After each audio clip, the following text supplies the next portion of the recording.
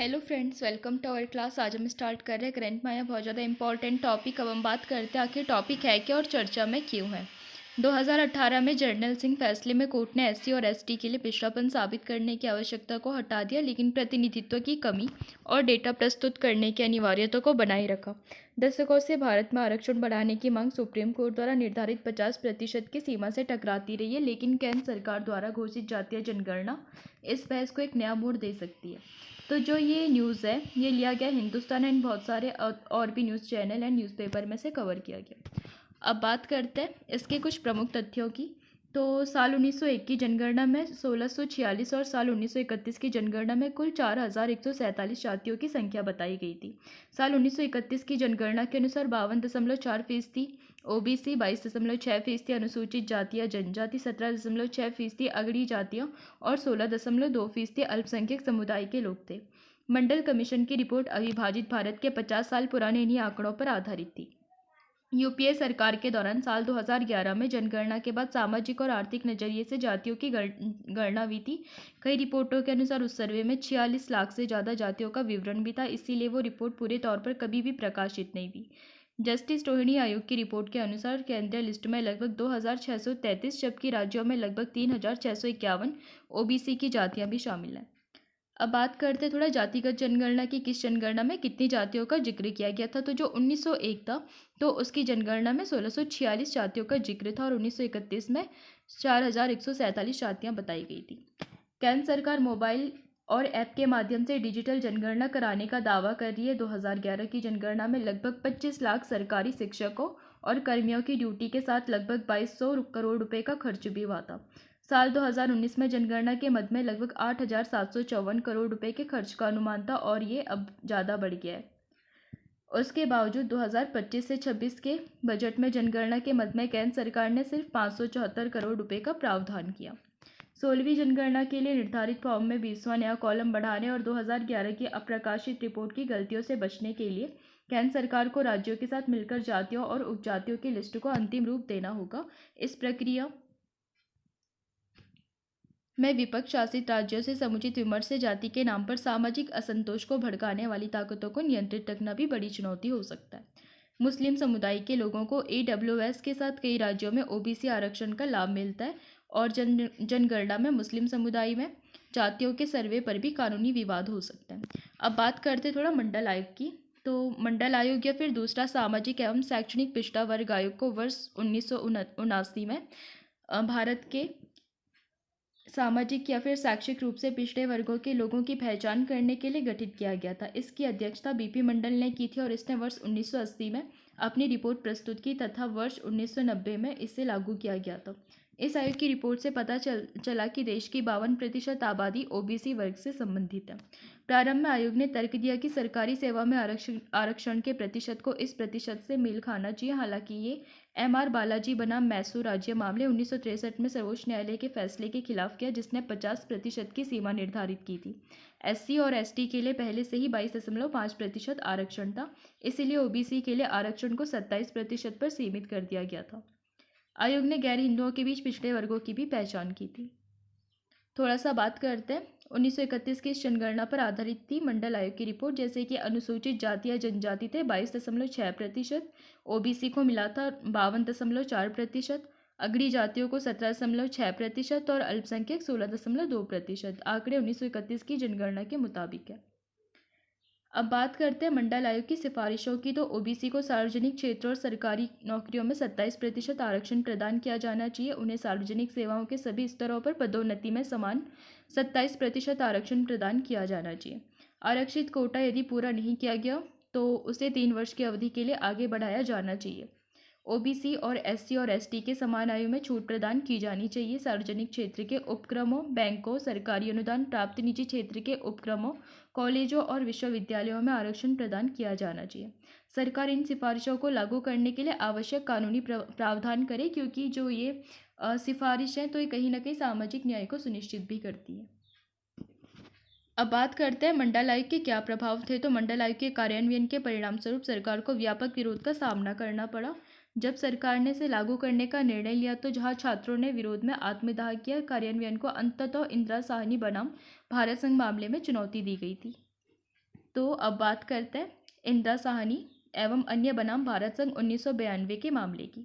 सर्वोच्च न्यायालय ने पिछड़े वर्गों के लिए 27% कोटा बरकरार रखते हुए उच्च जातियों के आर्थिक रूप से पिछड़े वर्गों के लिए 10% सरकारी नौकरियों में आरक्षण संबंधी सरकारी अधिसूचना को रद्द कर दिया। इसी मामले में सर्वोच्च न्यायालय ने इस सिद्धांत को भी बरकरार रखा कि संयुक्त आरक्षण लाभार्थियों की संख्या भारत की जनसंख्या के 50% से अधिक नहीं होनी चाहिए। इस निर्णय के माध्यम से क्रीमी लेयर की अवधारणा को भी बल मिला तथा प्रावधान किया गया कि पिछड़े वर्गों के लिए आरक्षण केवल प्रारंभिक नियुक्तियों तक ही सीमित होना चाहिए तथा पदोन्नति तक नहीं बढ़ाया जाना चाहिए। अब बात करते हैं थोड़ा एम नागराज बनाम भारत संघ मामला 2006 का। उच्चतम न्यायालय ने अनुसूचित जातियों और जनजातियों के लिए पदोन्नति में आरक्षण, परिणामी वरिष्ठता तथा रिक्त पदों को आगे बढ़ाने संबंधी संवैधानिक संशोधनों की वैधता की जांच की। याचिकाकर्ताओं ने सरकारी सेवाओं में अनुसूचित जाति और अनुसूचित जनजाति के लिए पदोन्नति में आरक्षण से संबंधित कई संशोधनों की संवैधानिक वैधता को चुनौती दी।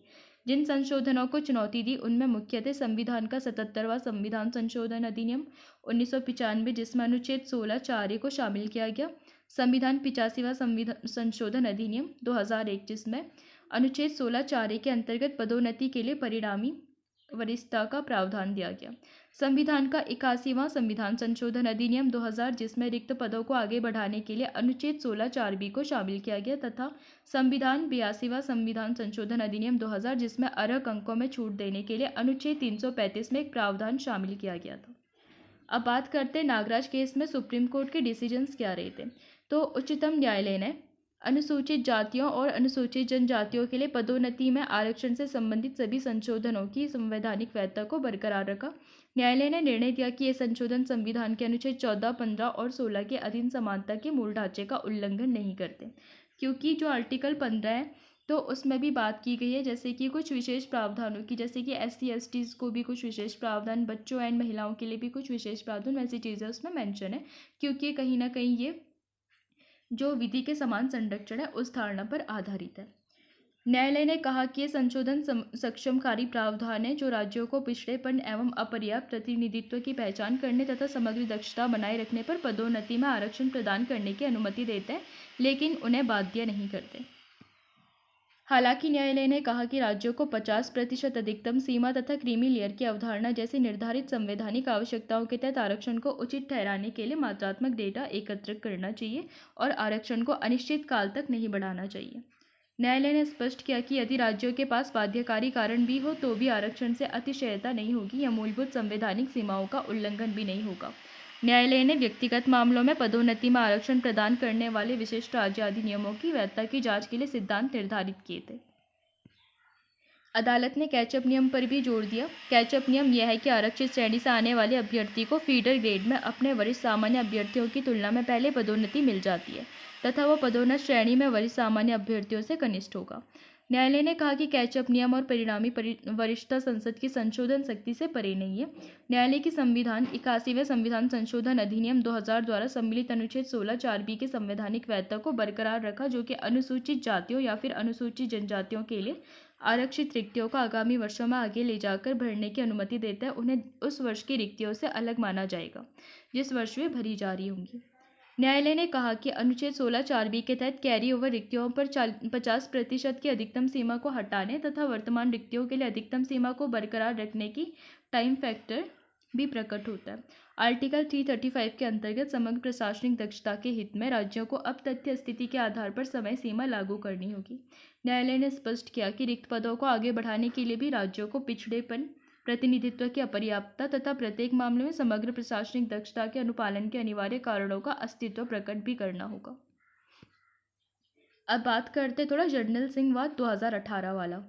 जर्नल सिंह मामले 2018 में सर्वोच्च न्यायालय ने नागराज फैसले को एक उच्च पीठ को संदर्भित करने से इनकार कर दिया, लेकिन बाद में यह कहकर अपने निर्णय को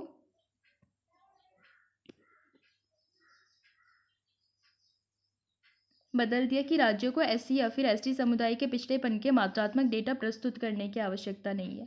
न्यायालय ने सरकारी सेवाओं में अनुसूचित जाति, अनुसूचित जनजाति के सदस्यों के लिए परिणामी वरिष्ठता के साथ त्वरित पदोन्नति प्रदान करने के सरकार के प्रयासों को एक बड़ा प्रोत्साहन दिया था।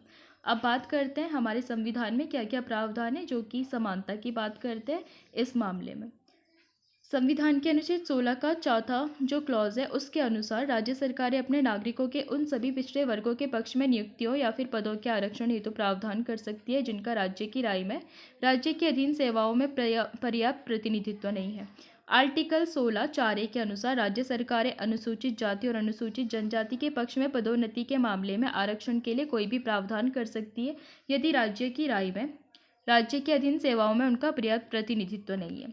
आर्टिकल 16(4)(b) इसे 81वें संविधान संशोधन अधिनियम 2000 द्वारा जोड़ा गया जिसमें एक विशेष वर्ष के रिक्त एससी या फिर एसटी कोटे को अगले वर्ष के लिए स्थानांतरित कर दिया गया था। आर्टिकल 335 के अनुसार सेवाओं और पदों को लेकर एससी और एसटी के दावों पर विचार करने के लिए विशेष उपायों को अपनाने की आवश्यकता है ताकि उन्हें बराबरी के स्तर पर लाया जा सके। 82वें संवैधानिक संशोधन अधिनियम 2000 के अनुच्छेद 335 में एक शर्त सम्मिलित है कि जो राज्य को किसी भी परीक्षा में अर्हक अंक में छूट प्रदान करने के लिए अनुसूचित जाति या फिर अनुसूचित जनजाति के सदस्यों के पक्ष में कोई प्रावधान करने में सक्षम बनाता है। अब बात करते हैं सुप्रीम कोर्ट ने क्या क्या खारिज किया था। तो सुप्रीम कोर्ट ने 2014 में जाट समुदाय को ओबीसी सूची में शामिल करने की यूपीए सरकार की कोशिश को खारिज कर दिया था। 2018 में महाराष्ट्र सरकार द्वारा मराठा आरक्षण बढ़ाने के कानून को भी सुप्रीम कोर्ट ने रद्द कर दिया क्योंकि इससे 50% की सीमा पार हो रही थी। इसके बाद संसद को आर्टिकल 342(a) में संशोधन करना पड़ा ताकि राज्य को SC/BC यानी कि सामाजिक आर्थिक पिछड़ा वर्ग की पहचान कर सके। लेकिन सुप्रीम कोर्ट ने आरक्षण के लाभों को बढ़ाने के लिए प्रयासों को भी खारिज कर दिया। देश की सर्वोच्च अदालत ने बिहार, गुजरात, हरियाणा, हिमाचल प्रदेश, मध्य प्रदेश, दिल्ली, उत्तर प्रदेश, उत्तराखंड और राजस्थान के कुछ जिलों में जाटों को ओबीसी की सूची में शामिल करने के तत्कालीन संयुक्त प्रगतिशील गठबंधन यूपीए सरकार के फैसले को रद्द कर दिया।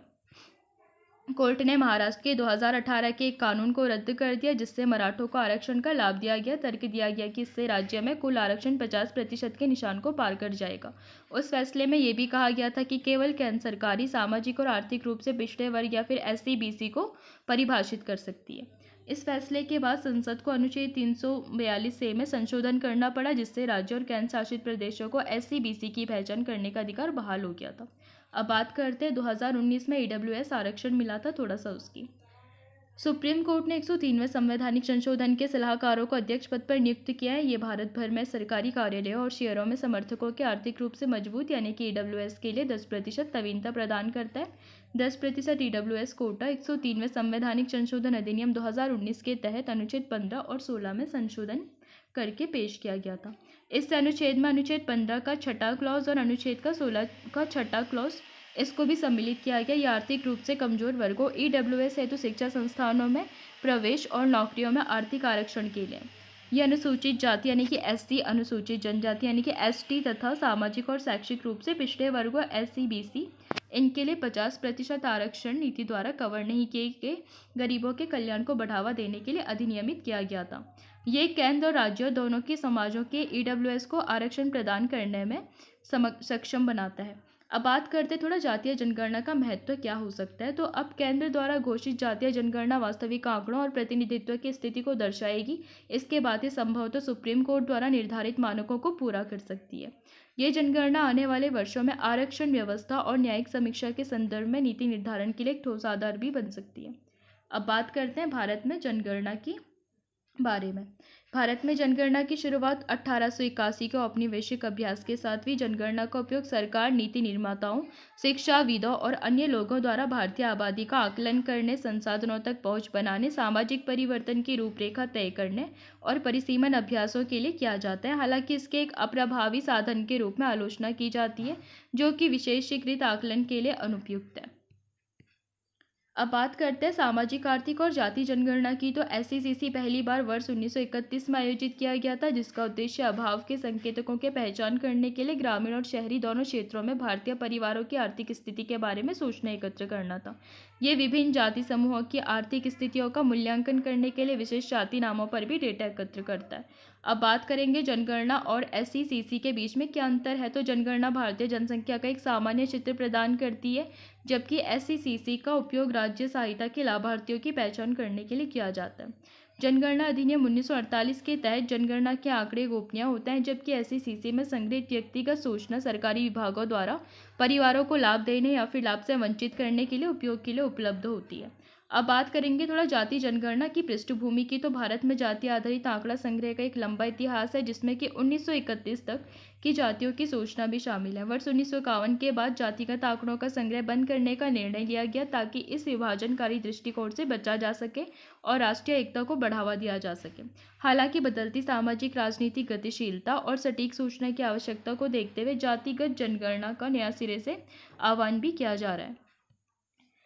अब बात करेंगे आखिर जातिगत जनगणना का महत्व है क्या। तो भारत के कई हिस्सों में जाति आधारित भेदभाव अभी भी प्रचलित है। जातिगत जनगणना वंचित समूहों की पहचान करने और उन्हें नीति निर्माण की मुख्य धारा में लाने में मदद कर सकती है, जैसे कि ओबीसीज और अन्य समूहों की जनसंख्या पर सटीक आंकड़ों के बिना संसाधनों का समान वितरण सुनिश्चित करना कठिन है। जातिगत जनगणना विभिन्न जाति समूहों की सामाजिक आर्थिक स्थितियों और आवश्यकताओं के बारे में सूचना प्रदान करके इस संबंध में मदद कर सकती है। ये नीति निर्माताओं को ऐसी नीति निर्माण में मार्गदर्शन प्रदान कर सकती है जो कि प्रत्येक समूह की विशिष्ट आवश्यकताओं को पूरा करे और इस प्रकार समावेशी विकास को भी बढ़ावा दे सके। जातिगत जनगणना ऐसी नीतियों के कार्यान्वयन और परिणामों की निगरानी में मदद कर सकती है, जिससे कि नीति निर्माताओं को उनकी निरंतरता और संशोधन के संबंध में सूचना संपन्न निर्णय लेने में सक्षम बनाया जा सकता है। जातिगत जनगणना भारतीय समाज की विविधता की एक व्यापक तस्वीर प्रदान कर सकती है, जो कि सामाजिक ताने बाने और विभिन्न जाति समूहों के बीच परस्पर क्रिया पर प्रकाश डाल सकती है। यह आंकड़ा सामाजिक गतिशीलता की बेहतर समझ पाने में योगदान कर सकता है। भारत का संविधान भी जातिगत जनगणना आयोजित कराने का पक्षधर है। अनुच्छेद 340 सामाजिक एवं शैक्षणिक रूप से पिछड़े वर्गों की दशा की जांच करने और इस संबंध में सरकारों द्वारा उठाए जा सकने वाले कदमों के बारे में सिफारिशें करने के लिए एक आयोग की नियुक्ति का प्रावधान भी करता है। अब बात करते हैं इसके विपक्ष में भी कुछ आलोचक कहते हैं, तो उन आलोचकों के क्या कारण हो कि वो इसके विपक्ष में बोलते हैं, तो उस चीज़ पे भी चर्चा करते हैं। जाति जनगणना के विरोधियों का तर्क है कि जाति आधारित भेदभाव अवैध है और जातिगत जनगणना जाति व्यवस्था को सबल ही करेगी। उनका मानना है कि लोगों को उनकी जातिगत पहचान के आधार पर वर्गीकृत करने के बजाय सभी नागरिकों के लिए व्यक्तिगत अधिकारों और समान अवसरों पर ध्यान केंद्रित करने को प्राथमिकता दी जानी चाहिए। जातियों को परिभाषित करना एक जटिल मुद्दा है, क्योंकि भारत में हजारों जातियां और उपजातियां पाई जाती है। जाति जनगणना के लिए जातियों के स्पष्ट परिभाषा की भी आवश्यकता होगी, जो कि आसान काम नहीं है। आलोचकों का तर्क है कि इससे समाज में भ्रम, विवाद और विभाजन की वृद्धि की स्थिति बन सकती है। कुछ लोगों का तर्क है कि जातिगत जनगणना से सामाजिक विभाजन की वृद्धि हो सकती है और इसके बजाय सामाजिक सद्भाव को बढ़ावा देने पर ध्यान केंद्रित करना चाहिए। उनका मानना है कि लोगों में अंतर या फिर पृथकता को उजागर करने के बजाय उनके बीच समानता पर बल देना राष्ट्रीय एकता के लिए अधिक लाभप्रद हो सकता है। अब बात करते हैं इन चीज़ों से कैसे निकला जा सकता है या फिर आगे की क्या राह हो सकती है। तो जातियों और उपजातियों के आंकड़े प्राप्त करने के लिए जिला और राज्य स्तर पर स्वतंत्र अध्ययन आयोजित किया जा सकता है। आंकड़े को चुनाव जीतने के लिए मतभेदों को गहरा करने और ध्रुवीकरण बढ़ाने के हथियार नहीं बनाना चाहिए। इससे एक बृहद और विविध लोकतंत्र में प्रतिनिधित्व की अवधारणा के बिखराव और संकुचन का कारण नहीं बनना चाहिए। आर्टिफिशियल इंटेलिजेंस और मशीन लर्निंग जैसी प्रौद्योगिकियों का उपयोग डेटा का विश्लेषण करने में मदद कर सकता है। ओबीसीज के अंतर्गत आने वाले कम प्रतिनिधित्व प्राप्त उपजातियों को प्रतिनिधित्व प्रदान करने के लिए ओबीसीज का उपवर्गीकरण किया जाना चाहिए, जिसके लिए न्यायमूर्ति रोहिणी आयोग ने हाल ही में रिपोर्ट प्रस्तुत की थी। तो मुझे लगता है आज आप समझ गए होंगे कि जाति जनगणना क्यों ज़रूरी है और इसका महत्व क्या है, कब से शुरू हुई थी, कब तक चलेगी। तो आज के लिए इतना ही, हम मिलेंगे नेक्स्ट क्लास में। अगर आपको पसंद आए तो लाइक कीजिए, शेयर कीजिए, सब्सक्राइब कीजिए।